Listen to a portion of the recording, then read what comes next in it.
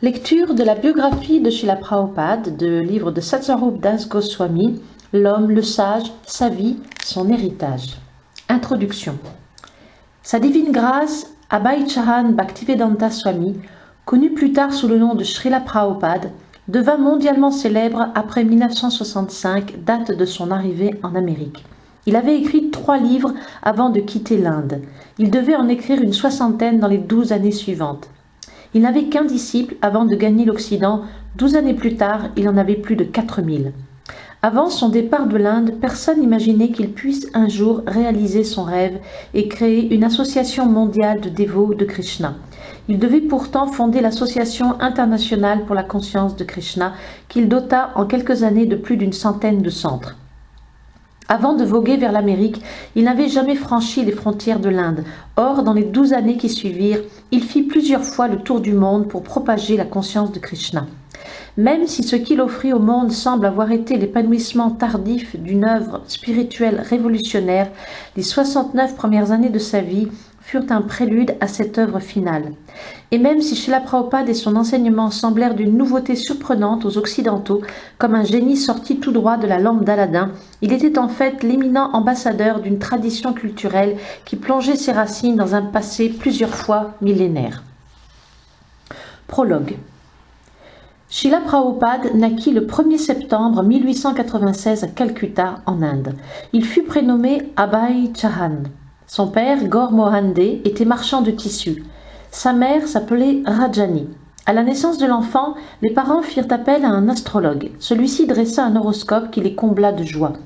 Il y apparaissait une prédiction singulière selon laquelle, parvenu à l'âge de 70 ans, Abhay Charan Dey traverserait l'océan, deviendrait un grand maître spirituel, répandrait le savoir védique et fonderait 108 temples. La maison familiale, au numéro 151 de la rue Harrison, était située dans la partie indienne du quartier nord de Calcutta. Gaur Mohan Dey appartenait à l'aristocratie marchande des Suvarnavanik. Il était lié à la riche famille Moulik, qui faisait depuis des centaines d'années le commerce de l'or et du sel avec les Anglais. Les Moulik étaient originellement membres de la famille Dey, dont le lignage remonte à Gautama, un sage de l'Antiquité. Toutefois, au cours de la période précédant l'occupation britannique, un gouverneur musulman avait conféré le titre de Moulik, seigneur, à une branche riche et influente de la famille Dey.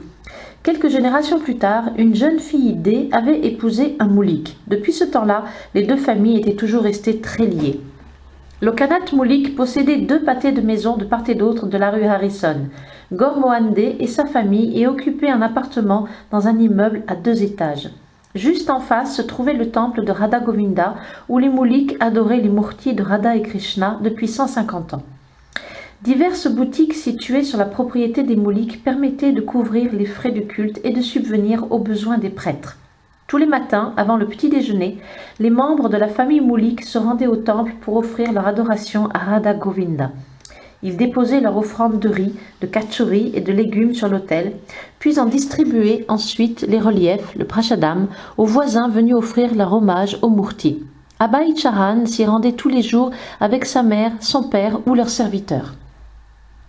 Gaur Mohan était un authentique Vaishnav et il éleva son fils dans la conscience de Krishna. Ses parents étant également des Vaishnavs, Gaur Mohan n'avait jamais consommé de viande, de poisson, d'œufs, de thé ou de café. Il était de nature réservée. Le soir venu, avant de fermer son magasin de tissus et de retourner chez lui, il plaçait un bol de riz par terre au milieu de la pièce pour éviter que les rats n'aient faim et ne viennent ronger ses étoffes au cours de la nuit.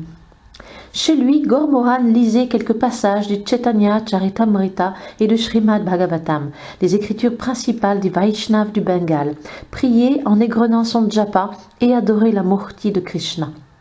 Doux et affectueux, il ne punissait jamais Abhay. Lorsqu'il était obligé de le réprimander, il s'en excusait auparavant. « Tu es mon fils et je dois t'éduquer, c'est mon devoir. Le père de Chaitanya Mahaprabhu lui-même châtiait son enfant, alors ne m'en tiens pas rigueur. » Le souvenir du culte empreint de dévotion que son père rendait à Krishna demeura à jamais gravé dans la mémoire de Prabhupada. En rentrant du magasin, tard le soir, Gaur Mohan célébrait fidèlement l'office devant l'autel familial. « Nous dormions déjà, se souvenait Prabhupada, lorsque mon père offrait l'arti. Le son de la petite cloche, ding, ding, ding, nous réveillait, et nous le voyions se prosterner devant Krishna. Gaur Mohan nourrissait pour son fils des desseins spirituels. Il voulait qu'Abhay devienne un Vaishnav, un serviteur de Radha et Krishna, qu'il prêche le message du Srimad Bhagavatam et apprenne l'art religieux du Mridanga. Il recevait régulièrement chez lui des sadhus et leur demandait toujours « Daignez bénir mon fils afin que Srimati Radharani lui accorde ses bénédictions. » Lorsque la mère d'Abhay déclara qu'elle voulait que son fils aille faire des études à Londres pour devenir avocat, un des oncles Moulik lui encouragea, trouvant qu'il s'agissait là d'une bonne idée. Pour Gaur Mohan, toutefois, il n'en était pas question. En Angleterre, Abhay serait influencé par le mode de vie et les manières européennes. Il apprendra à boire et à courir les femmes, objectait Gaur Mohan. De toute manière, je ne veux pas de son argent. Gaur Mohan avait commencé très tôt l'éducation spirituelle d'Abhay. Il avait notamment engagé un joueur de mridanga professionnel pour lui enseigner les bases rythmiques et d'accompagnement des kirtans. Cela laissait d'ailleurs Rajani sceptique. Pourquoi apprendre à un si jeune enfant à jouer du mridanga? Ce n'est pas important. Gaur Mohan chérissait toutefois le désir de voir son fils grandir en chantant des bhajans, en jouant du mridanga et en discourant sur le Srimad Bhagavatam. Rajani, la mère d'Abhay, avait 30 ans au moment de la naissance de son fils. Comme son mari, elle appartenait à une famille Gaudiya Vaishnav de vieille souche. Elle avait le teint plus sombre que son mari, et s'il était d'une nature sereine, Rajani, pour sa part, s'enflammait aisément. Abhay put pourtant les voir vivre ensemble paisiblement, sans que le moindre conflit ne vienne jamais troubler la paix du foyer. Sa mère était parfaite selon les critères de la tradition védique. C'était une femme entièrement dévouée à son mari et à ses enfants. Elle s'efforçait avec une affection touchante de garantir une longue vie et une bonne santé à Abhay grâce à toutes sortes de vœux et de prières. Comme son mari, Rajani traitait Abhay en favori. Si Gaur Mohan exprimait son amour par l'indulgence dont il faisait preuve à l'égard de son fils et par les projets qu'il nourrissait pour son épanouissement spirituel, c'est dans la protection dont elle entourait Abhay pour le mettre à l'abri des périls, des maladies et d'une mort précoce que se manifestaient les sentiments de Rajani. À sa naissance, elle avait fait vœu de manger de la main gauche jusqu'au jour où, remarquant l'erreur, il lui en demanderait la raison. Elle cessa aussitôt lorsque le petit Abhay lui posa effectivement la question. Il s'agissait à ses yeux d'une manière de protéger la vie de son fils. Par la force même de son vœu, il était assuré, pensait-elle, de continuer à vivre au moins jusqu'au jour où il l'interrogerait sur ce vœu. Rajani emmenait souvent Abhay au bord du Gange pour le baigner dans ses eaux. Lorsqu'il contracta la dysenterie, elle le soigna en lui donnant des pourris bien chauds et des aubergines frites. Quand Abhay tombait malade, il refusait avec obstination les médicaments, mais sa mère était aussi déterminée qu'il était têtu et elle l'obligeait à les avaler. Lorsque le jeune Abhay se mit à refuser d'aller à l'école, son père se montra indulgent, mais Rajani tint bon et alla même jusqu'à employer quelqu'un pour le conduire. Dans le nord de l'Inde, la grande majorité de la population reconnaît en Krishna la forme suprême de Dieu. Cette conception de Dieu correspond parfaitement à l'enseignement des écritures védiques et en particulier à celui de la Bhagavad Gita, la plus lue d'entre toutes. Il est bien naturel par conséquent qu'Abhay ait été imprégné de la conscience de Krishna dès sa naissance, d'autant plus que son père était un homme particulièrement religieux. Plus tard, Prabhupada parlera toujours de son père comme d'un pur dévot de Krishna. Gaur Mohan avait coutume d'emmener son fils dans le temple voisin, le Radha Govinda Mandir, avant même qu'il ne soit en âge de marcher. Prabhupada évoqua plus tard ce souvenir. Enfant, j'offrais des prières à Radha Govinda depuis le perron du temple. Je restais là pendant des heures. La Murti était si belle avec ses yeux immenses, allongés vers les tempes. Le Ratha Yatra, la fête annuelle en l'honneur de Sri Jagannath, occupait également une place toute particulière dans le cœur d'Abhay. Le Ratha Yatra, le plus grandiose de Calcutta, était celui qu'organisaient les Mouliks. 3 chars portant séparément les Murtis de Jagannath, Krishna, Balaram et Subhadra, défilaient le long de la rue Harrison sur une petite distance, puis retournaient au temple de Radha Govinda. Ce jour-là, les prêtres régalaient libéralement l'assistance du Prashadam de Jagannath. Bien que le Ratha Yatra soit observé dans toute l'Inde, la célébration principale qui rassemble chaque année des millions de pèlerins se tient depuis des siècles à Jagannath Puri, à environ 500 km au sud de Calcutta. Ce jour-là, 3 chars en bois hauts d'une quinzaine de mètres sont tirés par la foule sur plusieurs kilomètres à l'aide de grosses cordes pour commémorer un des divertissements éternels de Sri Krishna. Abai, ayant entendu raconter comment 400 ans plus tôt Sri Chaitanya y avait lui-même dansé et mené le chant du mantra Hare Krishna devant les chars, il lui arrivait parfois de consulter les horaires des trains pour Jagannath Puri et de se renseigner sur le prix du billet, tout en se demandant comment trouver l'argent pour le payer. Abai, rêvant d'avoir son propre chariot et d'organiser son propre Ratha-yatra, demanda l'aide de son père. Gormohan lui acheta donc un petit chariot d'occasion d'environ 1 mètre de haut. Père et fils associèrent leurs efforts pour fabriquer les piliers qui devaient soutenir un grand dé rouge ressemblant autant que possible à celui des grands chars de Jagannath Puri.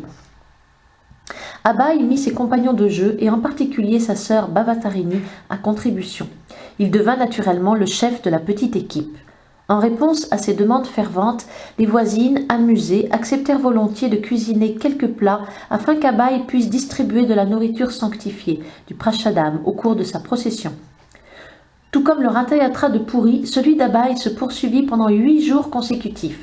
Les membres de la famille se réunirent et les enfants du voisinage se joignirent au défilé en chantant, les uns tirant le char, les autres jouant du mridanga et des kartals. Vers l'âge de 6 ans, Abai demanda à son père une murti de Krishna. Depuis sa plus tendre enfance, Abai voyait Gaur Mohan faire l'offrande du puja à la maison et assister régulièrement à l'adoration de Radha Govinda en pensant « Quand pourrais-je moi aussi adorer Krishna de cette manière ?» Gaur Mohan lui acheta donc de petites murtis de Radha et Krishna. Dès lors, Abai se mit à offrir lui-même toute sa nourriture à ces murtis. Imitant son père et les prêtres du temple, il leur faisait également l'offrande de la flamme d'une lampe à ghee et les couchait le soir pour qu'elles se reposent. Lorsque Srila Prabhupada introduisit le Ratha-yatra aux États-Unis et qu'il installa les premières murtis de Radha et Krishna dans les temples d'ISKCON à la fin des années 60, il déclara avoir appris tout cela de son père. Le seul élément essentiel de la conscience de Krishna que son père ne lui avait pas transmis, précisa-t-il cependant, était l'importance de la publication et de la distribution d'écrits spirituels, ce qu'il n'apprit que plus tard auprès de son maître spirituel. À l'époque où Abai faisait ses études secondaires, son père lui choisit pour épouse Radharani Data, la fille d'une famille de marchands avec laquelle il travaillait. Pendant plusieurs années, Abai continua à vivre auprès des siens, tandis que la jeune fille demeurait dans sa famille. Il n'eut donc pas à prendre immédiatement de responsabilités familiales. Il lui fallait avant tout terminer ses études. Au cours de sa 4e année d'études supérieures, Abai remit toutefois en cause le bien fondé de l'obtention d'un diplôme décerné par un collège anglais. Il était en effet devenu sympathisant du parti nationaliste qui réclamait l'autonomie politique et la création d'écoles nationales. Dans la classe supérieure se trouvait un nationaliste fougueux nommé Subhas Chandra Bose, qui devait plus tard devenir le chef de l'armée nationale indienne rassemblée pour renverser le pouvoir britannique en Inde. Abai était sensible aux appels pressants de Bose en faveur du mouvement d'indépendance. Il aimait l'enthousiasme, la détermination et la foi de son camarade. Cet appel à l'indépendance, Swaraj, bien qu'encore en sourdine, exerça un puissant attrait sur tous les étudiants, Abai y compris. Bien qu'il ne s'intéressât pas à la politique, Abai éprouvait un vif intérêt pour l'idéal du mouvement d'indépendance et surtout pour Mohandas Gandhi. Gandhi avait toujours la Bhagavad Gita avec lui et se disait guidé par la Gita plus que par aucun autre livre. Son mode de vie était pur. Il rejetait l'alcool et le tabac, ne mangeait pas de viande et ne s'adonnait à aucune activité sexuelle illégitime. Gandhi vivait simplement à la manière d'un sadhu, mais semblait plus intègre que nombre de ces sadhus vivant d'aumônes qu'Abai avait pu rencontrer auparavant. Abai se mit à lire les transcriptions de ses discours et à suivre de près ses activités. Gandhi était peut-être l'homme qui allait donner à la société une dimension spirituelle. Gandhi exhortait les étudiants indiens à abandonner leurs études. Il affirmait que les établissements scolaires étrangers instillaient pernicieusement une mentalité d'esclaves aux étudiants et en faisaient des marionnettes aux mains des Britanniques. Cependant, un diplôme universitaire voulait dire une belle carrière. Abai pesa soigneusement le pour et le contre. En 1920, il refusa finalement son diplôme après avoir passé avec succès ses examens à l'issue de sa 4e année d'études. Il rejoignit ainsi les rangs des contestataires et signala clairement par son choix sa réponse à l'appel de Gandhi. À la suite du massacre de Jallianwala Bagh, au cours duquel des soldats britanniques ouvrirent froidement le feu sur des centaines d'Indiens désarmés, rassemblés pour participer à une réunion pacifique, Gandhi proclama la non-coopération totale et le boycott de tout ce qui touchait, de près ou de loin, aux Anglais. En refusant son diplôme, Abhay s'était beaucoup rapproché du mouvement d'indépendance de Gandhi. Bien qu'un peu perturbé par le choix de son fils, Gormohan ne lui fit aucun reproche. Pour lui, l'avenir d'Abhay comptait davantage que le destin de la politique indienne. Il s'arrangea donc pour lui trouver un emploi par l'intermédiaire d'un ami de la famille, le docteur Kartik Chandra Bose. Chirurgien de renom, le docteur Bose dirigeait également une usine de produits pharmaceutiques, le laboratoire Bose de Calcutta. Il accepta volontiers d'y offrir à Abhay un poste de responsabilité. Tout au long de sa vie, Prabhupada devait souvent évoquer avec émotion sa première rencontre avec son maître spirituel, Srila Bhaktisiddhanta Sarasvati Thakur, en 1922. Abhay avait d'abord refusé d'aller voir le saint homme tant il avait été déçu par les soi-disant sadhus qui fréquentaient la maison paternelle. Mais, cédant aux instances d'un ami, il se rendit finalement avec lui au temple de la Gaudiya Math à Calcutta. Là, ils furent conduits sur le toit en terrasse où se trouvait Srila Bhaktisiddhanta. À peine les deux jeunes gens s'étaient-ils prosternés devant le maître et s'apprêtaient-ils à s'asseoir que celui-ci leur dit, sans aucune autre parole d'introduction, « Vous êtes des jeunes gens instruits. Pourquoi n'allez-vous pas prêcher le message de Sri Chaitanya dans le monde entier ?» Abhay fut stupéfait d'entendre le sadhu leur demander de but en blanc de prêcher sa mission. Très impressionné par Bhaktisiddhanta Sarasvati, il voulut le mettre à l'épreuve par une série de questions. Abhay était vêtu des habits de khadi blanc qui étaient alors le signe distinctif des partisans de Gandhi. Or, ceux-ci militaient en faveur de l'émancipation politique de l'Inde. Abhay demanda donc « Mais qui écoutera l'enseignement de Sri Chaitanya ? Notre pays est sous la domination anglaise. L'Inde doit d'abord obtenir l'indépendance. Comment répandre la culture indienne tant que nous ne sommes pas indépendants ?» Srila Bhaktisiddhanta répondit que la conscience de Krishna n'avait pas besoin d'attendre un éventuel changement dans la vie politique indienne et qu'elle ne dépendait en aucune façon du type de gouvernement au pouvoir. La conscience de Krishna était à ce point essentielle qu'elle ne pouvait attendre. Abhay fut frappé par son audace. L'Inde entière était en proie à de violents troubles qui semblaient lui donner raison. De nombreuses personnalités politiques et religieuses du Bengale et Gandhi lui-même, des hommes instruits et ouverts à la spiritualité, auraient pu poser la même question à Srila Bhaktisiddhanta pour mettre à l'épreuve le bien fondé de son point de vue. Srila Bhaktisiddhanta soutenait que tous les gouvernements sont temporaires, tandis que la conscience de Krishna constitue la réalité éternelle et l'âme spirituelle, l'identité véritable de l'être. Se fondant sur l'enseignement des écritures védiques et de tous les maîtres spirituels, il affirmait qu'aucun système politique de création humaine ne peut aider l'humanité. Pour apporter une aide véritable à l'humanité, disait-il, il faut dépasser les préoccupations matérielles et aider les hommes à préparer leur existence future, à rétablir leur relation éternelle avec Dieu. Abhay était convaincu qu'il avait en face de lui un véritable spiritualiste. Il écouta attentivement ce qu'il disait et se laissa peu à peu convaincre. Srila Bhaktisiddhanta Sarasvati cita les versets sanskrits de la Bhagavad Gita dans lesquels Krishna déclare que l'on doit s'abandonner entièrement à lui, Dieu, la personne suprême, et renoncer à tout autre devoir religieux. Abhay n'avait jamais oublié ni Shri Krishna, ni les enseignements qu'il donne dans la Bhagavad Gita, et sa famille avait toujours voué un culte à Sri Chaitanya Mahaprabhu, mais jamais auparavant il n'avait entendu une telle présentation de la philosophie Vaishnava. Abhay s'estima vaincu lors de cette discussion philosophique, mais il fut heureux de cette défaite. Après 2 heures d'entretien, les jeunes gens prirent congé et redescendirent dans la rue. Abhay avait été très frappé d'entendre présenter la recherche de l'indépendance comme une cause incomplète et temporaire. Il se sentait désormais moins nationaliste et davantage enclin à suivre Srila Bhaktisiddhanta Sarasvati. Il songea également qu'il eût mieux valu pour lui ne pas être marié. Srila Bhaktisiddhanta Sarasvati, cet homme extraordinaire, lui demandait de prêcher. S'il avait été libre, il aurait pu commencer immédiatement, mais abandonner sa famille eût été injuste. Abhay dit alors à son ami, « Ce saint homme est merveilleux. Le message de Sri Chaitanya ne peut se trouver entre de meilleures mains. » Srila Prabhupada se souviendra plus tard qu'il décida ce soir-là de considérer Srila Bhaktisiddhanta Sarasvati comme son maître spirituel. « Pas de façon officielle, ajoutait-il, mais dans mon cœur, j'ai réalisé que je venais de rencontrer un saint. » Après cette première rencontre avec Srila Bhaktisiddhanta Sarasvati, Abhay commença à fréquenter régulièrement les dévots de la Gaudiya Math, qui lui donnèrent des livres à étudier et lui racontèrent la vie de leur maître spirituel. Srila Bhaktisiddhanta Sarasvati était le fils de Bhaktivinoda Thakur, un autre grand saint Vaishnava appartenant à la filiation spirituelle issue de Sri Chaitanya. Avant Bhaktivinoda, les enseignements de Sri Chaitanya avaient été obscurcis par de pseudomètres qui, tout en se réclamant de lui, déviaient de façon flagrante de son enseignement véritable. Cela avait jeté le discrédit sur le Vaishnavisme en général.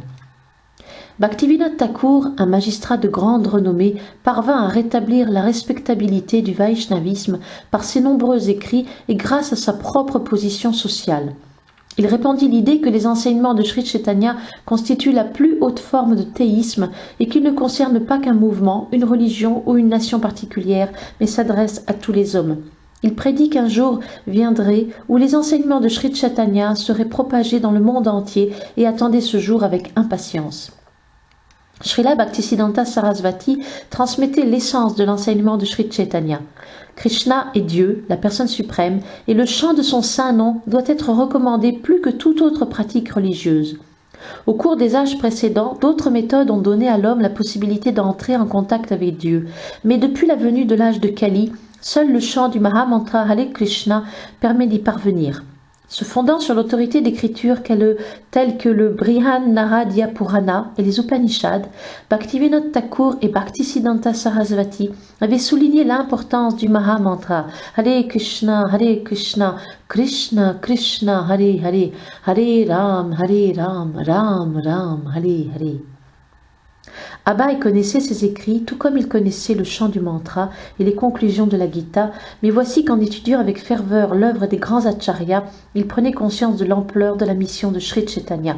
Il découvrit ainsi la profondeur et l'envergure de son héritage Vaishnava et son pouvoir d'offrir aux hommes la plus grande bénédiction qui soit. Pour des motifs d'ordre professionnel, Abhay, son épouse et leurs enfants quittèrent Calcutta pour Allahabad. C'est là qu'en 1932, il reçut officiellement l'initiation de Srila Bhaktisiddhanta Sarasvati, devenant ainsi son disciple. L'histoire des 30 années suivantes de sa vie fut celle de l'éveil d'un désir de plus en plus intense de prêcher la conscience de Krishna dans le monde entier, comme le lui avait demandé son maître spirituel. Cependant, les responsabilités familiales d'Abhay et son désir de prêcher ne semblaient pas très compatibles. Son épouse, pourtant pieuse, n'aimait pas l'idée d'œuvrer pour répandre la conscience de Krishna. Quand Abhay invitait des personnes pour leur parler de l'enseignement de la Bhagavad Gita, elle préférait rester dans sa chambre à boire du thé. En dépit de son entêtement, Abhay demeura patient et fit tout son possible pour l'associer à ses projets. En tant que représentant en produits pharmaceutiques, Abhay voyageait beaucoup en train et sillonnait en particulier le nord de l'Inde, en se disant qu'au fond, s'il devenait riche, sa fortune lui permettrait d'aider la mission de Bhaktisiddhanta Sarasvati. Cette pensée l'encourageait dans son travail. Se trouvant dans l'impossibilité de voyager avec son maître spirituel ou de le voir régulièrement, Abhay cherchait autant que possible à faire coïncider ses voyages d'affaires à Calcutta avec les séjours qu'y faisait Srila Bhaktisiddhanta. Il réussit ainsi à le rencontrer une douzaine de fois au cours des 4 années qui suivirent. Srila Bhaktisiddhanta Sarasvati était si impressionnant que ses disciples eux-mêmes craignaient parfois de l'approcher, mais il traitait toujours Abhay avec bienveillance. Je parlais parfois un peu librement avec lui, se remémorait plus tard Srila Prabhupada, et cela me valait les critiques de mes frères en Dieu qui citaient le dicton « Les sots se précipitent là où les anges hésitent à s'aventurer ». Je me disais alors, sot, peut-être, mais je suis fait ainsi. Mon Guru Maharaj me traitait toujours avec beaucoup de bonté. En 1935, à l'occasion du 62e anniversaire de Srila Bhaktisiddhanta Sarasvati, Abhay lut un poème et un discours philosophique devant ses frères spirituels à Bombay. Ceux-ci les apprécièrent beaucoup et les publièrent dans la revue de la Gaudiya Math, The Harmonist. Le rédacteur en chef du journal donna à Abhay le surnom de Kavi, poète érudit. Abhay considéra cette première publication couronnée de gloire lorsqu'elle parvint à Bhaktisiddhanta Sarasvati et que celui-ci prit plaisir à lire son poème. Une des strophes en particulier lui plut tant qu'il la montra à tous ceux qui venaient lui rendre visite. Sensible est l'absolu, vous l'avez démontré. Désastreux l'impersonnalisme, vous l'avez repoussé. En quelques lignes, Abai avait réussi à saisir l'essence même de l'apostolat de son maître spirituel contre les philosophies impersonnalistes. Srila Bhaktisiddhanta y vit le signe qu'Abai comprenait profondément les pensées de son Gurudev. L'essai d'Abai plut aussi à Bhaktisiddhanta Sarasvati. Il le montra à ses disciples les plus proches et demanda au rédacteur en chef du journal The Harmonist de publier d'emblée tout ce qu'Abai rédigerait à l'avenir. Une des rencontres les plus importantes entre Abai et son maître spirituel eut lieu à Vrindavan en 1932. Abai n'était alors plus un nouveau venu, il était un disciple à part entière, totalement voué au service de Krishna dans la limite de ses obligations familiales. Un jour, tandis qu'ils marchaient ensemble au bord du lac de Radhakund, en compagnie de quelques autres disciples, Srila Bhaktisiddhanta lui confia qu'il y avait eu des dissensions parmi ses disciples à Calcutta et que cela l'affligeait beaucoup. Les dévots s'étaient querellés à propos de l'attribution des locaux du siège social de la Gaudiya Math à Calcutta. S'ils étaient d'ores et déjà divisés du vivant de leur maître spirituel, à quoi fallait-il s'attendre lors de son départ de ce monde? Abai n'était pas du tout impliqué dans ces conflits et ne connaissait rien des détails de l'affaire. Pourtant, à ces paroles de son maître spirituel, une peine profonde envahit son cœur.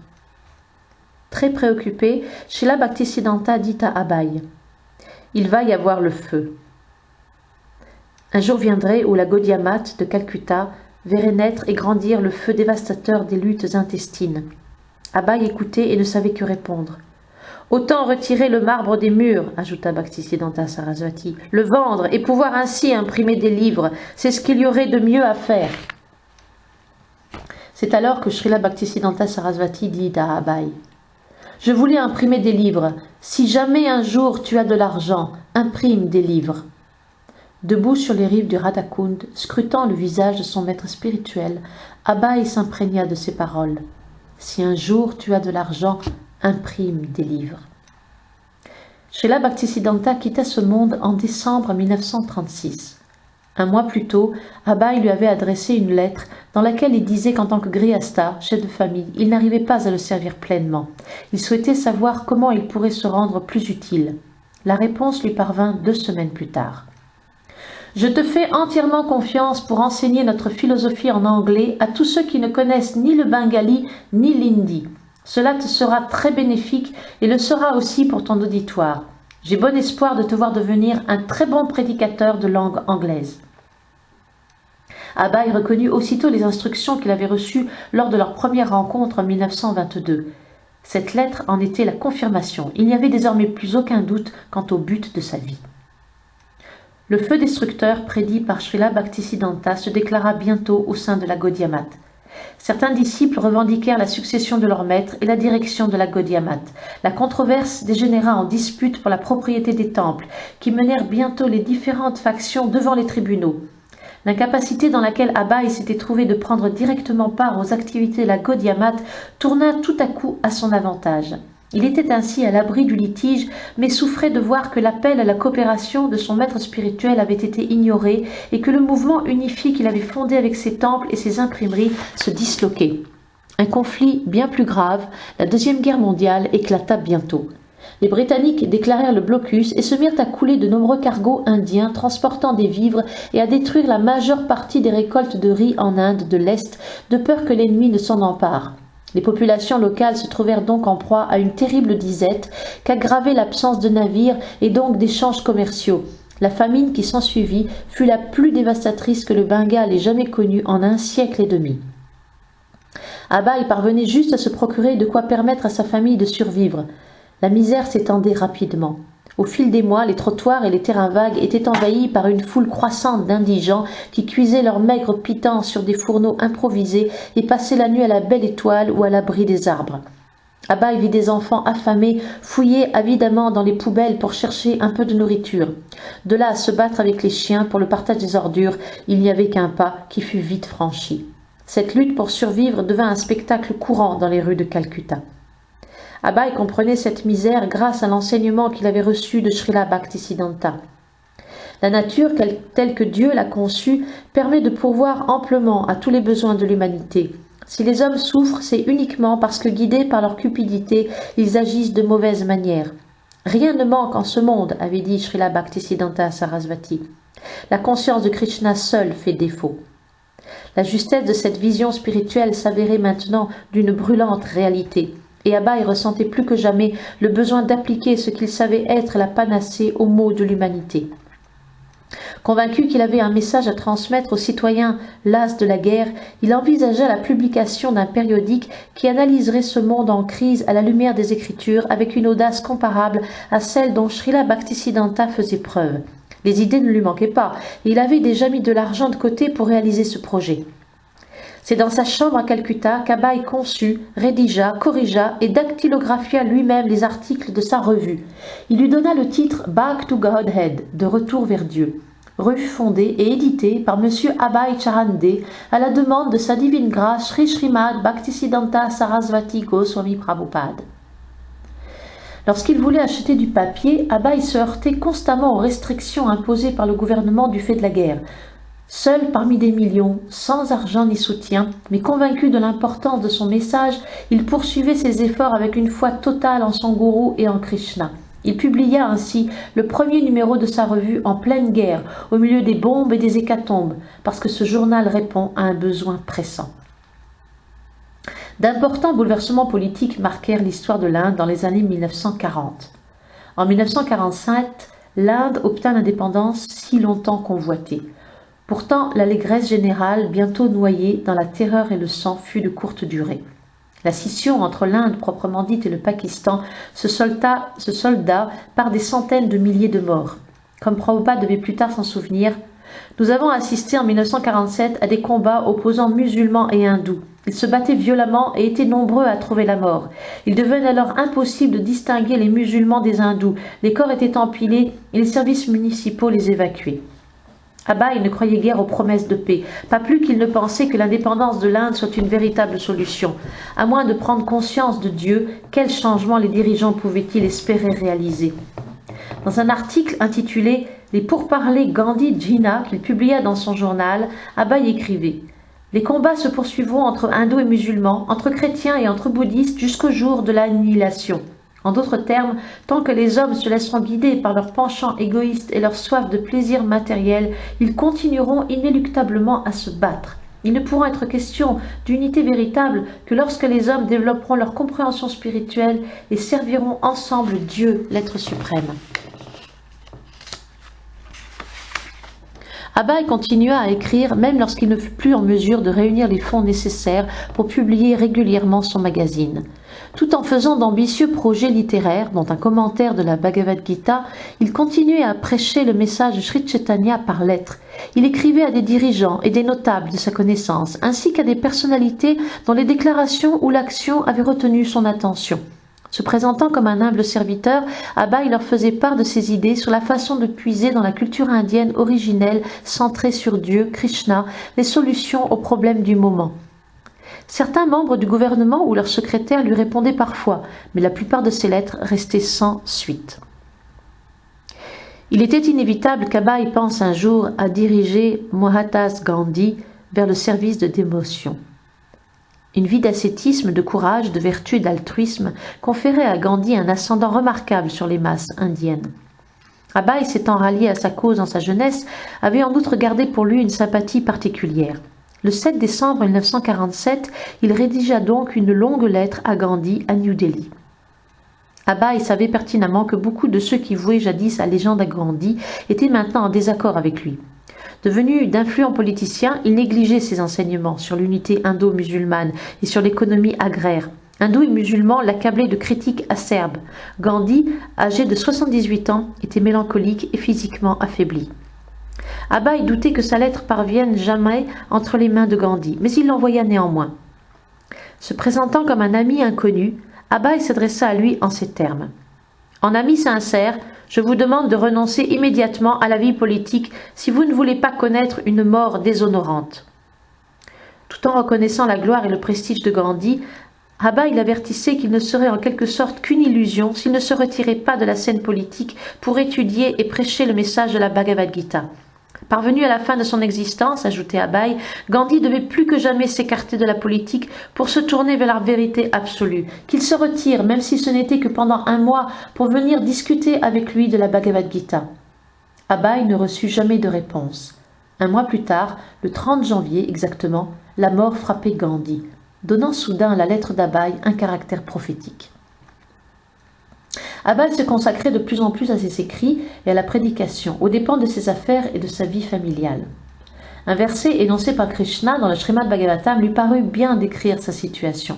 « Lorsque je me montre particulièrement miséricordieux envers quelqu'un, je lui enlève petit à petit tous ses biens matériels. Pitoyable et démuni de tout, il est alors rejeté par ses amis et par ses proches, de sorte que Krishna est le seul recours qui lui reste. » Lorsque son entreprise à Allahabad fit faillite, Abai tenta d'ouvrir une autre usine, cette fois-ci à Lucknow. Malgré des débuts prometteurs, l'affaire Périclita dut être liquidée. Ayant installé sa femme et ses enfants dans un appartement à Calcutta, Abai passait le plus clair de son temps loin du foyer. Il regagna Allahabad, mais consacra de moins en moins d'énergie à la diffusion de ses produits pharmaceutiques. La prédication l'intéressait davantage. Un patient de l'hôpital de Jhansi lui proposa de donner une conférence au Gita Mandir. Abai accepta volontiers l'invitation. Le public, composé de jeunes étudiants en médecine et de membres du corps médical, montra de l'intérêt pour son exposé. L'appréciation de l'auditoire resta cependant sociale et culturelle. Habitués à entendre les nombreux orateurs qu'ils conviaient pour animer leurs rencontres, ils n'eurent jamais l'intention d'encourager Abai à établir un centre permanent à Jhansi. Abai était cependant très entreprenant et il croyait en l'avenir. Laissant son fils prendre soin de son entreprise d'Allahabad, il entreprit de créer un mouvement spirituel à Jhansi. À 56 ans, il lui tardait de réaliser la mission que son maître spirituel lui avait confiée. « Le monde entier, monsieur Mitra, dit-il un jour à l'un des habitants de Jhansi, est dans l'attente d'une révolution spirituelle. » Les rivalités internes ayant ruiné la Gaudiya Math fondée par son Guru Maharaj, Abai voulait créer lui-même un mouvement d'envergure internationale. Avec l'aide d'un ou deux bénévoles, il obtint le droit d'occuper un temple abandonné et consacra tous ses efforts à la création de ce qu'il concevait comme une organisation des Nations Unies spirituelles. Il rédigea des statuts et fit enregistrer officiellement son association, la Ligue des Dévots. Il s'absorbait dans cette nouvelle entreprise quand il reçut un télégramme lui annonçant que ses locaux d'Allahabad avaient été dévalisés. Ses employés étaient partis avec l'argent, les médicaments et tous les objets de valeur qu'ils avaient pu trouver. En apprenant la nouvelle, Abai resta un moment pensif, puis se mit à rire et cita à nouveau le verset du Bhagavatam expliquant comment Krishna, dans sa miséricorde, réduit à néant la réussite matérielle de son dévot sincère. Un ami de Jhansi lui conseilla de retourner à Allahabad. « Non, répondit Abai, ce qui vient d'arriver est dans mon intérêt. J'ai d'abord été consterné par l'événement, mais je vois qu'un grand attachement m'a été enlevé et que je peux enfin consacrer ma vie tout entière au service de Sri Sri Radhakrishna. » À l'occasion d'un séjour qu'il fit à Calcutta, Abai rompit définitivement le lien des responsabilités familiales. Il avait encore une petite affaire en ville et était venu pour essayer de collecter quelques fonds pour son œuvre missionnaire à Jhansi. De retour chez lui, il se trouva inévitablement repris par les soucis du foyer. Certains de ses enfants n'étaient pas encore mariés, il fallait payer le loyer et les autres factures. Même s'il parvenait à faire prospérer son laboratoire, sa femme et ses enfants lui prendraient sans aucun doute tout ce qu'il pourrait gagner. Et même s'il parvenait à les satisfaire et revenait vivre auprès d'eux, il resterait toutefois un obstacle majeur. Il ne prenait pas la vie spirituelle au sérieux. À quoi bon tout cela si, en définitive, il n'y avait aucune chance qu'il devienne des dévots de Krishna? Sa femme et ses proches ne s'intéressaient pas à son apostolat et voulaient le voir se consacrer davantage à ses affaires et aux siens. Son beau-père se plaignait. « Pourquoi donc parlez-vous tout le temps de Dieu ?» Mais rien ne pouvait empêcher Abai de continuer à prêcher et à parler de la Bhagavad Gita aux amis de passage à la maison. Comme auparavant, sa femme et le restant de la famille allaient alors boire du thé dans une autre pièce. « J'aurais voulu amener ma femme à m'aider à répandre la conscience de Krishna, devait plus tard commenter Srila Prabhupada, mais elle était très obstinée. J'ai fini par comprendre au bout de 30 ans qu'elle ne me serait jamais d'aucune assistance. » Abai conseillait toujours à sa femme de ne pas boire de thé. Ce n'était pas convenable dans une famille Vaishnave. Il lui dit même un jour « Tu dois choisir entre moi et le thé. Soit le thé disparaît d'ici, soit c'est moi qui m'en vais. » Son épouse répondit sur un ton de plaisanterie « Eh bien, il va falloir que je me passe de mon mari. » Dans sa frivolité, elle commit un jour une erreur irréparable. Elle échangea le Srimad Bhagavatam d'Abai contre un poids égal de biscuits à thé. Lorsqu'il rentra à la maison et se mit à chercher le livre, elle lui raconta innocemment ce qu'elle avait fait. Ce fut un véritable choc pour Abai. L'incident le décida à quitter définitivement sa famille. Fermement résolu, il laissa derrière lui famille et travail. Les années 1950 s'avérèrent fort difficiles pour Abai. Il regagna Jhansi, mais dut finalement céder son local à l'épouse du gouverneur qui souhaitait y installer un club de couture pour dames. Sans appui et sans logement, Abai fut contraint de quitter Jhansi, mais il n'abandonna pas pour autant son projet d'association mondiale de dévots. Après avoir passé quelque temps dans un ashram à Delhi, en compagnie de ses frères spirituels, Abai se retrouva de nouveau seul, tel un mendiant, hébergé d'une semaine à l'autre dans des temples ou chez des hôtes riches et pieux qui voulaient bien lui accorder l'hospitalité. Matériellement parlant, ce furent les moments les plus difficiles qu'il ait jamais connus. Depuis son enfance, il avait toujours eu de quoi se nourrir et s'habiller correctement, et il n'avait jamais eu à s'inquiéter d'un logement. Enfant chéri de son père, il avait par la suite bénéficié d'une considération particulière et de l'affection de Srila Bhaktisiddhanta Sarasvati. Mais pendant les années 50, il était seul et sans ressources. Il passait ses journées à écrire et à prêcher le message de la Bhagavad Gita aux personnes susceptibles de l'aider à accomplir sa mission. Son but n'était pas de trouver un lieu de résidence permanent, mais d'imprimer des livres sur la spiritualité et de fonder un puissant mouvement pour répandre la conscience de Krishna. Pour mener à bien ses projets, il fallait rassembler des fonds. Abai rendait visite à des gens fortunés, chez eux ou à leur travail, pour leur présenter ses manuscrits et leur expliquer sa mission. Mais ces démarches avaient peu de succès. S'il recevait une donation, elle dépassait rarement 5 ou 10 roupies. Abai réunit cependant suffisamment d'argent pour reprendre l'impression de son magazine Back to Godhead. N'ayant pas de quoi acheter des vêtements convenables, Abai devait affronter les rigueurs de l'hiver sans même un manteau. Il allait régulièrement chez l'imprimeur pour corriger les épreuves finales. Quand celui-ci lui demanda pour quelle raison il continuait à publier son magazine dans des conditions aussi pénibles, Abai lui répondit « C'est ma mission ». Il s'arrangeait pour payer l'imprimeur par petits versements réguliers. Après être allé chercher les journaux chez l'imprimeur, il parcourait la ville pour les vendre. Il allait par exemple s'asseoir à une table dans un salon de thé et demander aux personnes qui prenaient place à côté de lui de bien vouloir acheter un numéro de Back to Godhead. Dans ses articles et ses éditoriaux, Abai faisait la critique du matérialisme et de l'athéisme de la civilisation moderne en utilisant souvent des exemples personnels. En réponse à la réticence parfois polie, parfois revêche des personnes à qui il s'adressait, Abai écrivit un article intitulé « Pas le temps, la maladie chronique de l'homme d'aujourd'hui ». Malgré son extrême pauvreté et l'urgence de son message, jamais ses écrits ne devinrent acerbes, agressifs ou fanatiques. Il s'adressait à un lecteur qu'il supposait ouvert à une philosophie irréfutable et prêt à accepter la vérité, surtout lorsqu'elle était exposée de façon logique et pertinente et s'appuyait sur des textes sacrés authentiques. Abai vendait donc sa revue dans les salons de thé et l'offrait à ses donateurs. Il en envoyait également des exemplaires gratuits par la poste en Inde comme à l'étranger. Cela faisait des années qu'il s'intéressait aux lecteurs de langue anglaise vivant au-delà des frontières de l'Inde. Il était déterminé à les toucher. S'étant petit à petit constitué une liste d'adresses de bibliothèques, d'universités et d'organismes culturels et gouvernementaux dans le monde entier, Abai postait autant de Back to Godhead que ses moyens le lui permettaient.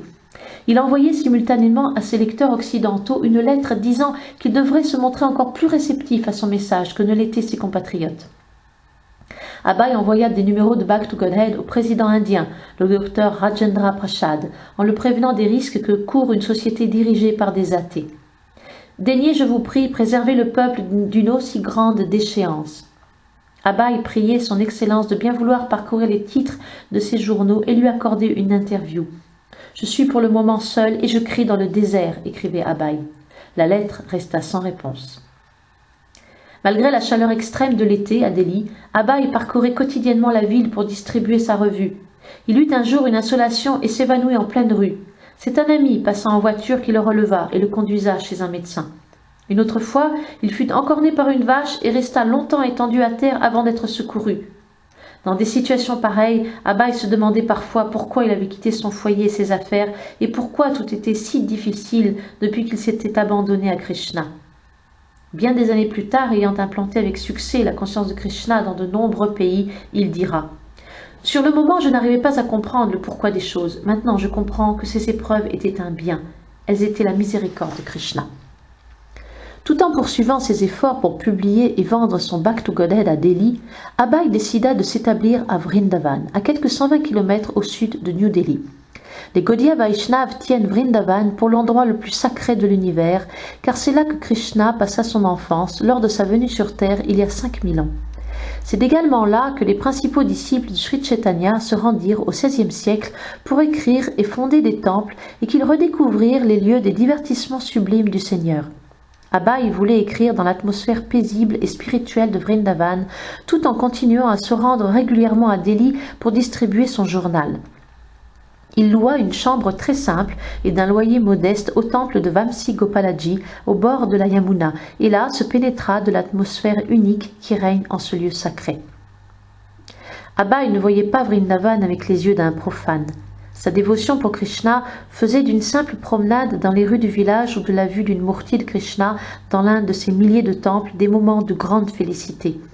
Du haut de sa petite chambre sous les toits, il apercevait la Yamuna qui déroulait son cours tel un long ruban miroitant sous le soleil.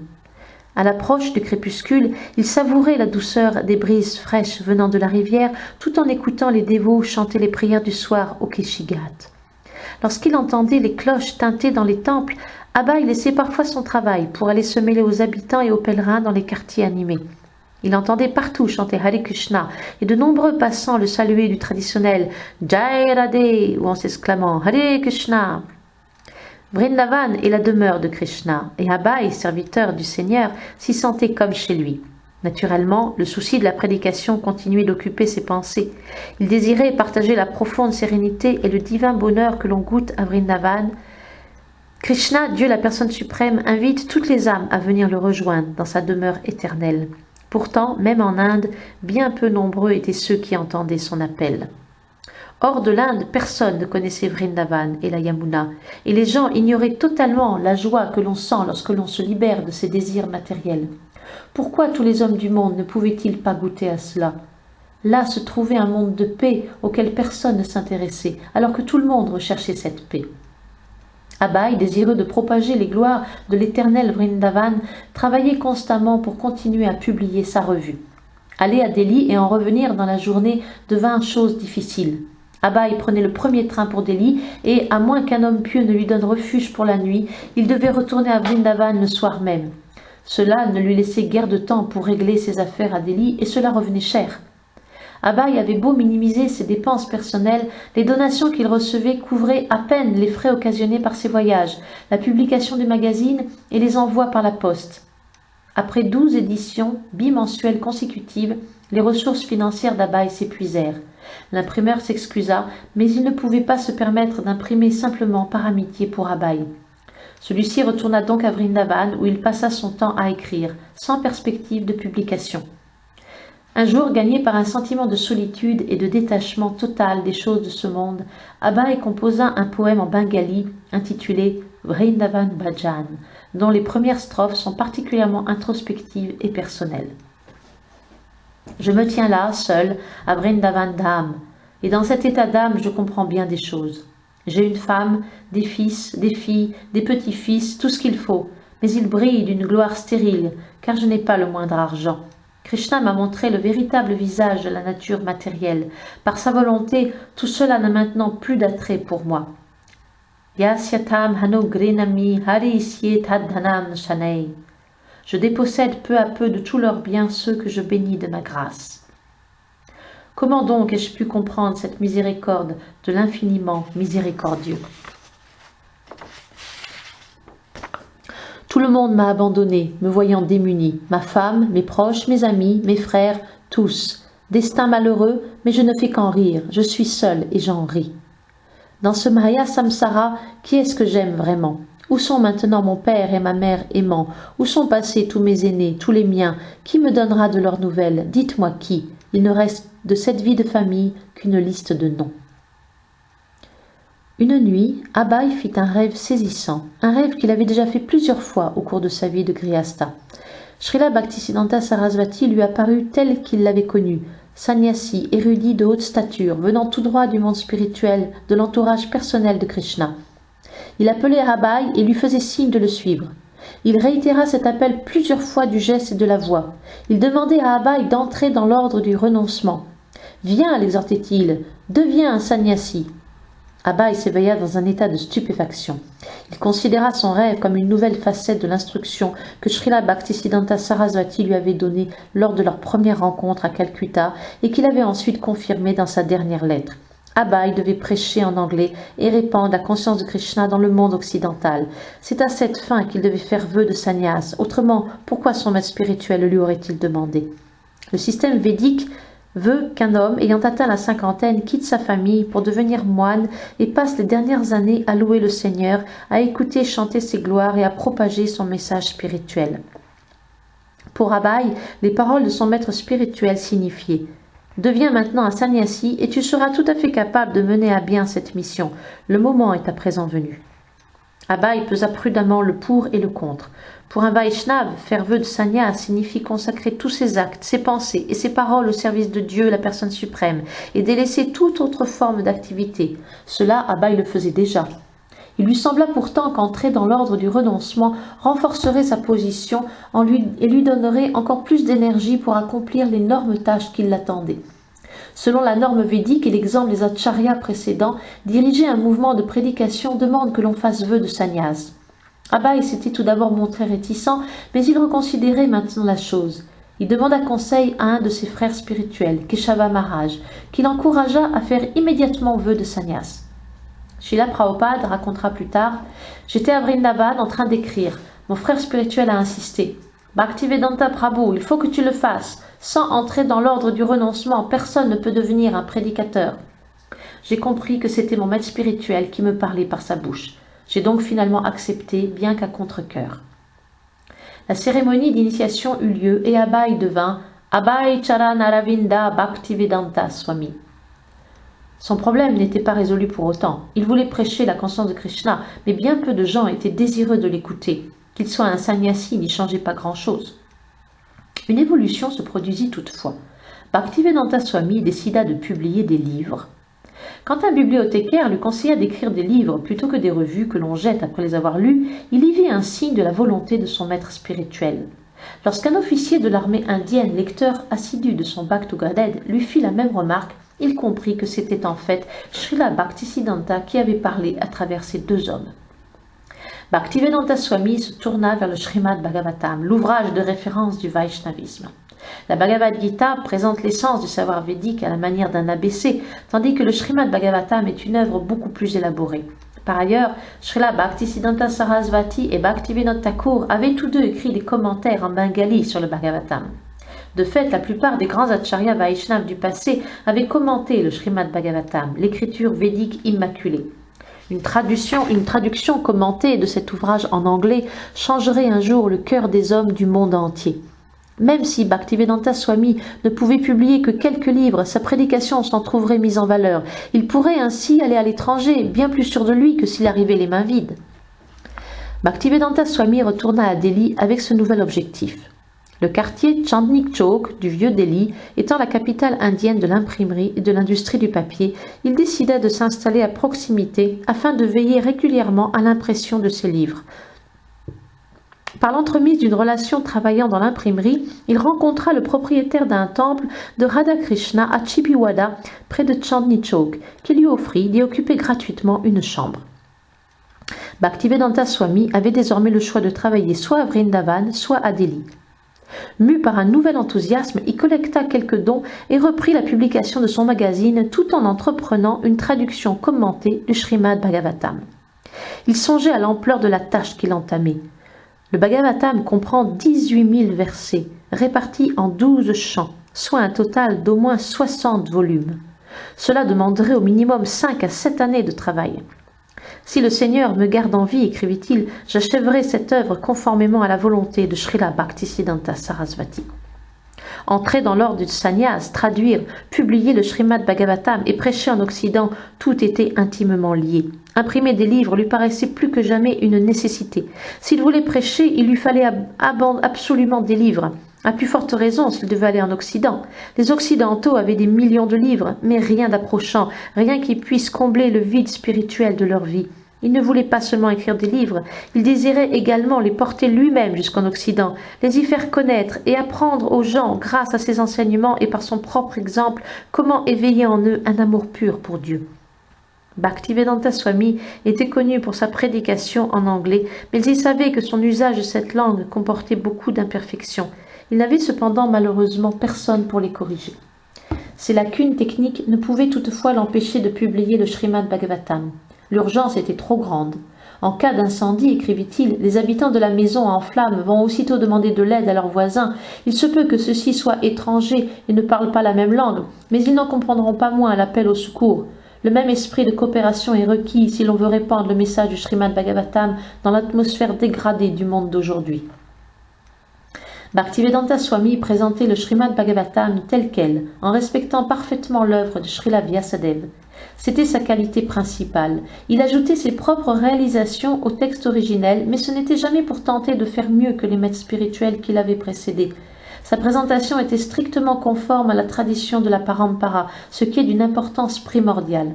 Il savait que s'il ne respectait pas les enseignements transmis par la filiation spirituelle, son commentaire de Srimad Bhagavatam n'aurait pas la moindre valeur. Dans la pièce qu'il occupait au temple de Chipiwada, il tapait à la machine jour et nuit à la lumière de la petite lampe pendue au plafond. Il était assis sur une natte, sa machine à écrire posée devant lui sur une malle. Les pages s'empilaient. Il les maintenait en place avec des pierres. Manger et dormir devenaient des activités secondaires. Il était entièrement convaincu que le Srimad Bhagavatam sauverait l'humanité de son égarement. Chaque mot qu'il traduisait, chaque commentaire qu'il rédigeait était le fruit d'une concentration minutieuse, mais il était cependant pressé par le temps. À Vrindavan, Bhaktivedanta Swami changea de résidence et s'installa dans le temple de Radha Damodar. Il pouvait désormais, sans avoir à se déplacer, apercevoir la partie de l'autel où trônait la Murti de Krishna en marbre noir, Vrindavan Chandra, qu'adorait 400 ans plus tôt Krishnadas Kaviraj. Il était encore mieux installé que lorsqu'il se trouvait au temple de Vamsi Gopalaji, puisqu'il vivait dans le temple de Jiva Goswami, où des personnages aussi exceptionnels que Rupa, Sanatan, Raghunath et Jiva Goswami se réunissaient pour partager le prashadam, chanter ensemble les gloires de Dieu et s'entretenir des activités divines de Krishna et de Sri Chaitanya. Aucun autre endroit n'aurait pu mieux convenir à la rédaction du Srimad Bhagavatam. Lorsqu'il se trouvait dans son petit appartement au temple de Radha Damodar, Bhaktivedanta Swami préparait lui-même ses repas.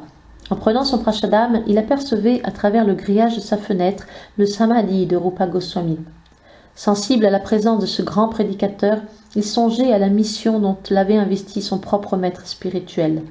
Comme tous ceux qui l'avaient précédé dans la filiation disciplique, son maître spirituel tenait à ce que la conscience de Krishna se répande dans le monde entier. Bhaktivedanta Swami, assis au seuil du sépulcre de Rupa Goswami, priait chaque jour ses prédécesseurs de l'inspirer et de le guider dans cette tâche. Aucun gouvernement, aucun éditeur au monde, rien ni personne n'aurait pu ébranler ou affaiblir l'inspiration divine qu'il recevait d'eux.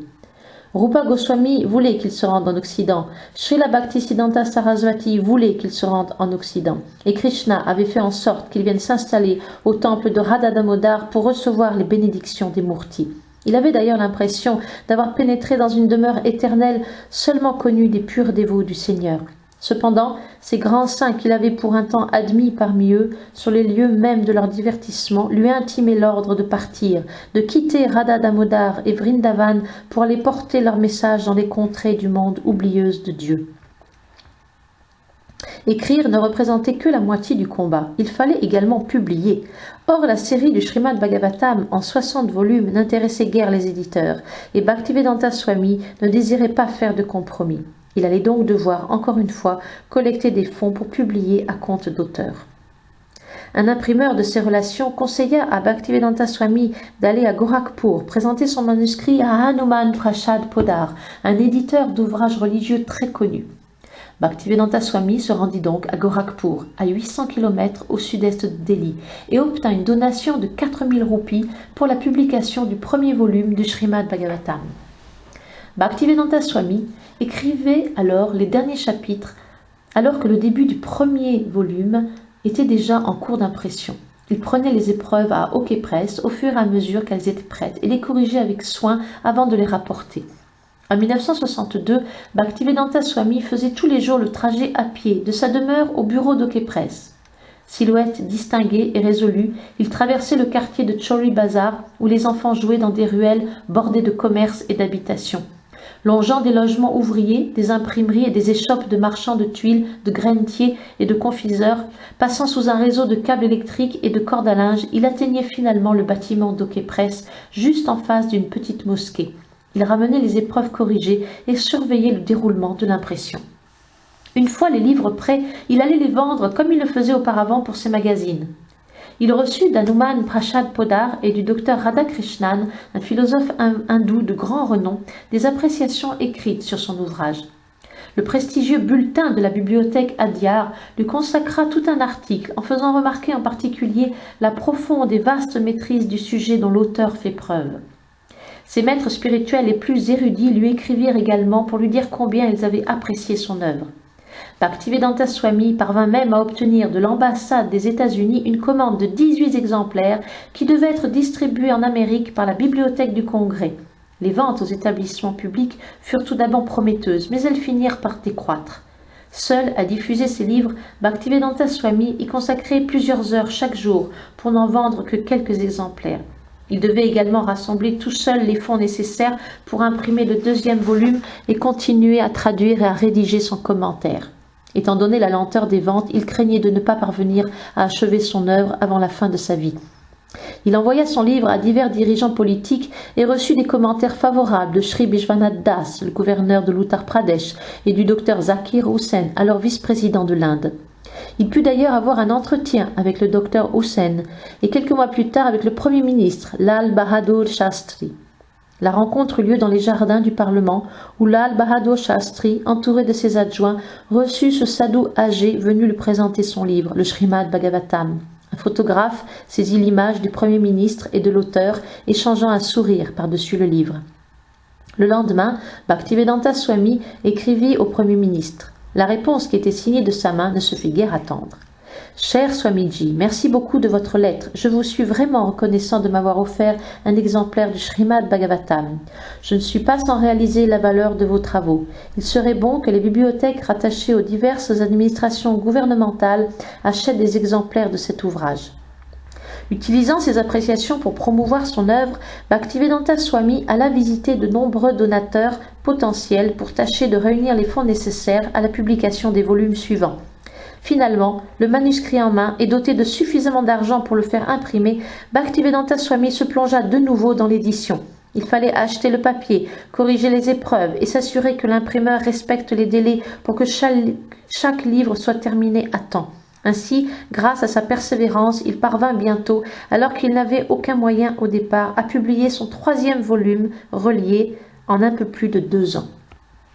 Au rythme où sa renommée croissait au sein des cercles d'érudits, Bhaktivedanta Swami allait sûrement bientôt devenir un personnage connu et respecté par ses concitoyens. Son regard était cependant tourné vers l'ouest. Le 3e tome achevé, il se sentit enfin prêt. Il avait déjà 69 ans et ne devait plus tarder.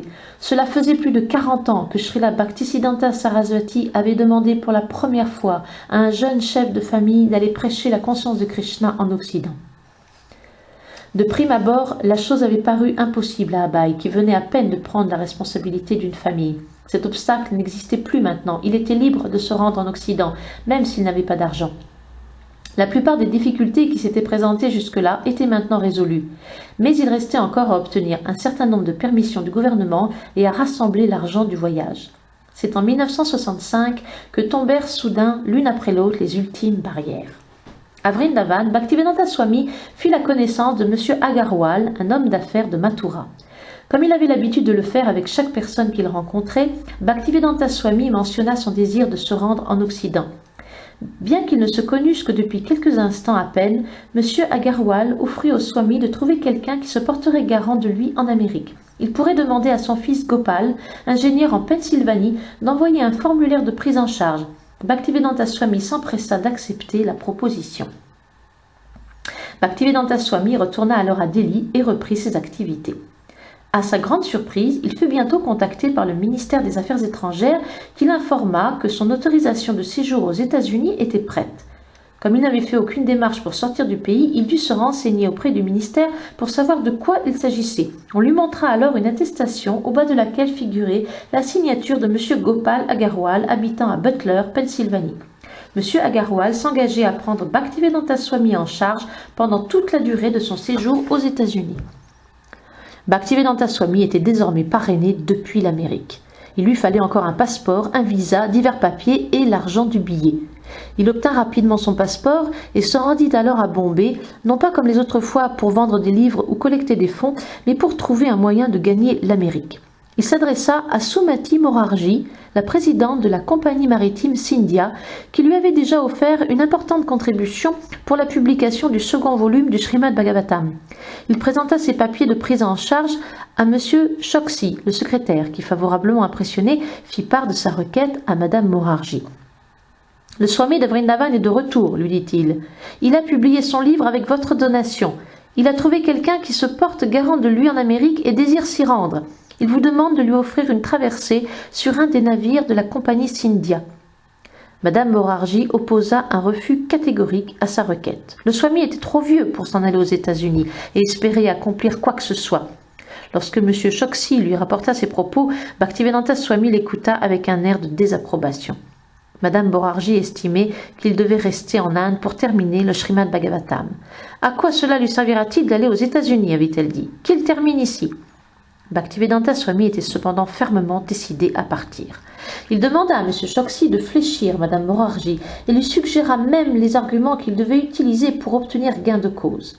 « Il me semble que Krishna inspire véritablement cet homme à aller aux États-Unis prêcher son message. » Mais Mme Morarji resta ferme. « Le Swami n'est pas en bonne santé, insista-t-elle. Les gens en Amérique ne sont pas coopératifs. Ils ne l'écouteront probablement pas. » Agacé par l'inefficacité de M. Choksi, Bhaktivedanta Swami demanda à être reçu personnellement. Cela lui fut accordé, et il présenta de nouveau sa requête. « S'il vous plaît, donnez-moi un billet. » Sumati Morarji s'inquiétait pour lui. « Swamiji, vous êtes si âgé, prendre un tel risque à votre âge, est-ce bien raisonnable ?»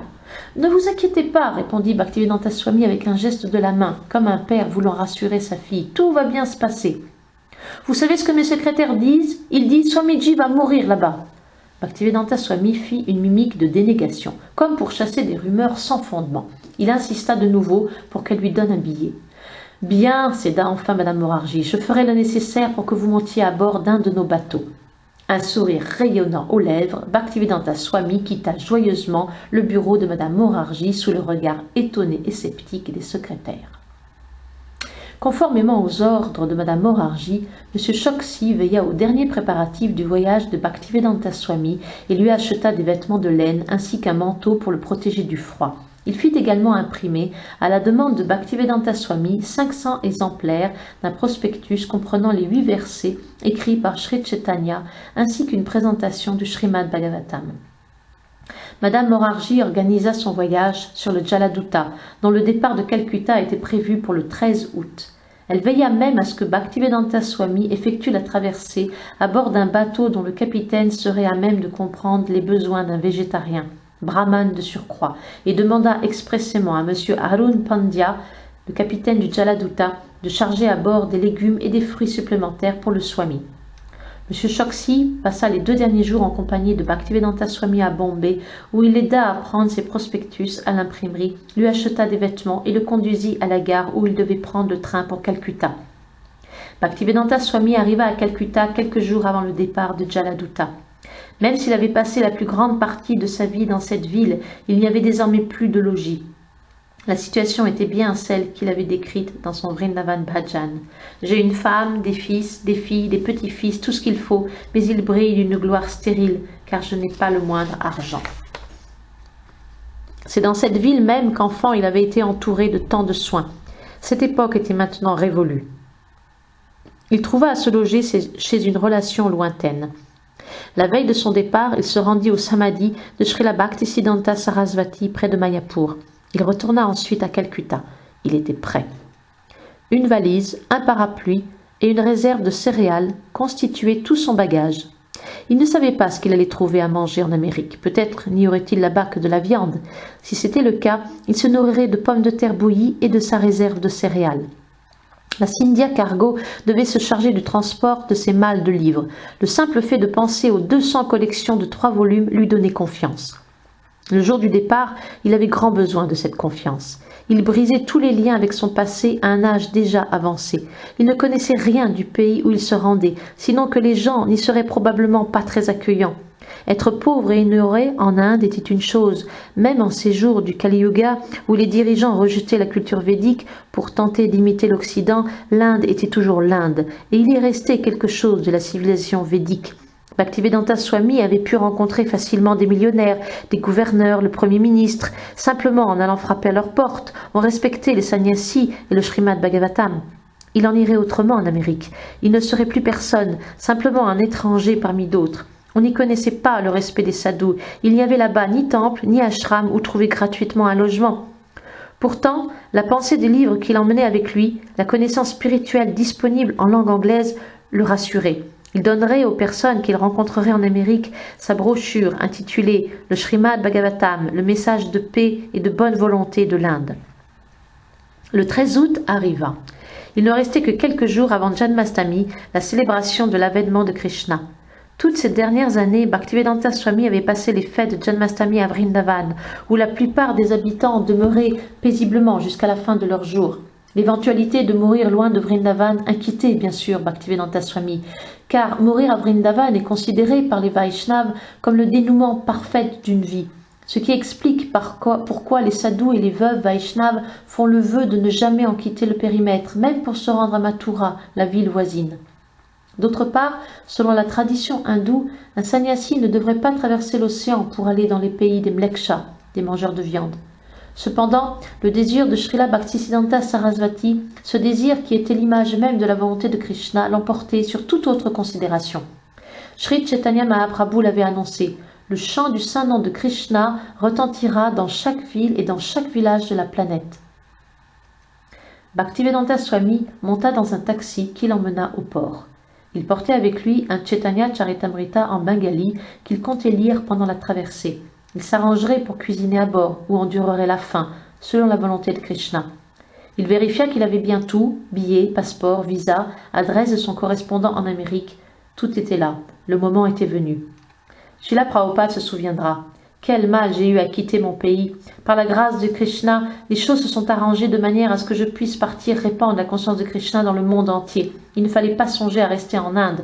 Au départ, je voulais débuter un mouvement en Inde, mais je n'y ai pas reçu le moindre encouragement. Le vieux cargo noir était à quai dans le port, relié à la jetée par une passerelle menant sur le pont. Les marins observèrent avec curiosité le vieux sadhou vêtu d'habits safran qui adressait quelques dernières paroles à son compagnon resté dans le taxi et s'avançait d'un pas ferme vers la masse sombre du bateau.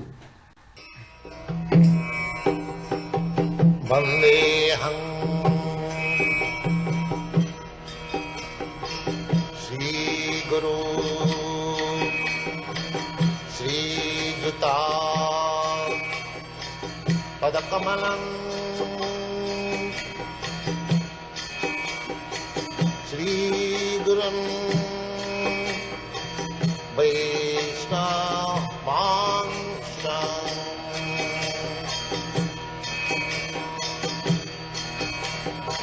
Sri Rupam Sakrajatam Sahagana Raghunathantam Tvam Sajivam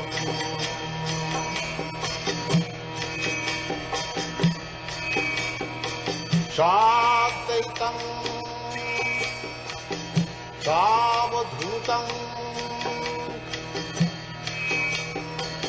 Parijana Sahitam Krishna Chaitanya Devam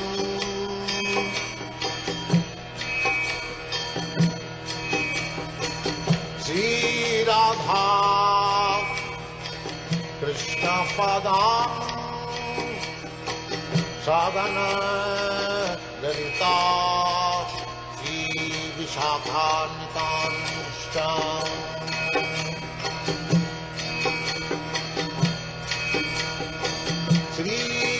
Krishna चैतन्य प्रभु नित्यानंद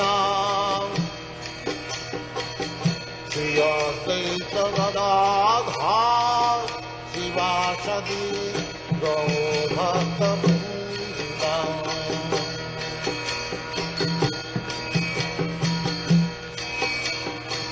श्री कृष्ण चैतन्य प्रभु नित्यानंद श्री अद्वैत गदाधर शिवासदि गौरभक्तवृंद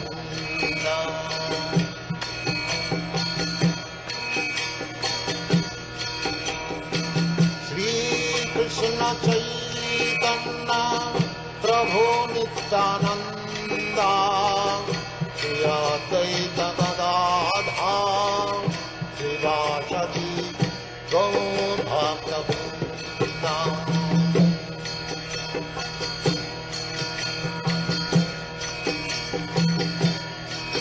Hare Krishna, Krishna Krishna, Hare Hare, Hare Rama, Rama Rama, Hare Hare. Hare Krishna, Krishna Krishna, Hare Hare, Hare Rama, Rama Rama, Hare Hare. Hare Krishna, Krishna Krishna, Hare Hare, Hare Rama, Rama Rama, Hare Hare. Hare Krishna, Krishna Krishna, Hare Hare, Hare Rama,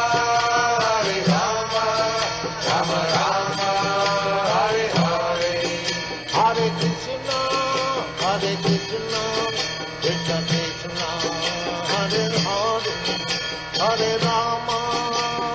Rama, Rama Rama, Hare Hare. Hare Krishna, Krishna Krishna, Hare Hare, Hare Rama, Rama Rama, Hare Hare. Hare Krishna, Krishna Krishna, Hare Hare, Hare Rama, Rama Rama, Hare Hare. Hare Krishna, Krishna Krishna, Hare Hare, Hare Rama, Rama Rama, Hare Hare. Hare Krishna, Krishna Krishna, Hare Hare, Hare Rama, Rama Rama, Hare Hare. Hare Krishna, Krishna Krishna, Hare Hare, Hare Rama, Rama Rama, Hare Hare. Hare Krishna, Krishna Krishna, Hare Hare, Hare Rama, Rama Rama, Hare Hare. Hare Krishna, Krishna Krishna, Hare Hare, Hare Rama, Rama Rama, Hare Hare. Hare Krishna, Krishna Krishna, Hare Hare, Hare Rama,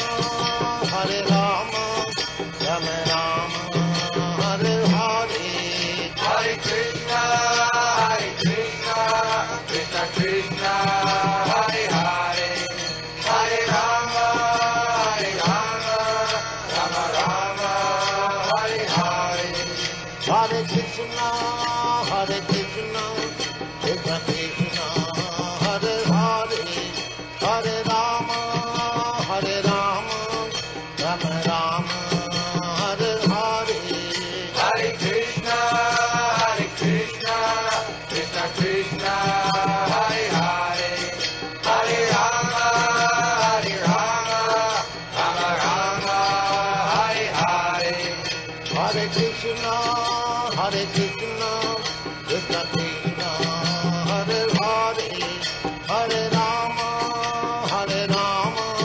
Rama Rama, Hare Hare. Hare Krishna,